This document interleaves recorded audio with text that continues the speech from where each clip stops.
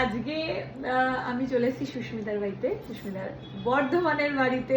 তো বর্ধমানে 4 days এর ক্লাস করাতে এসেছি। এবারে তো ম্যাম আসতেই হবে, সেই কবে থেকে বলে রেখেছে।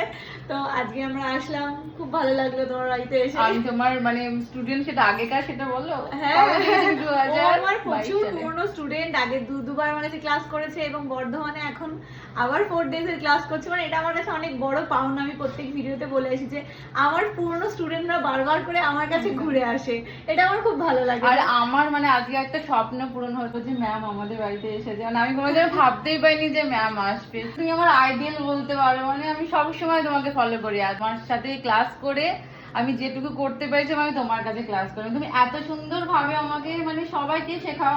তুমি আমার ফেভারিট, মানে কি বলবো, মন থেকে আমি খুব ভালোবাসি, ভীষণ ভালোবাসি। আশীর্বাদ করো সবসময় না। একদম অনেকেই বলো ম্যাম আমাদের মনে রাখবেন, তো আমরা আমাদের শেষ হয়ে যাচ্ছে, তো ও বলতে পারবে যে একদম মানে স্টুডেন্টকে মনে রাখি কিনা।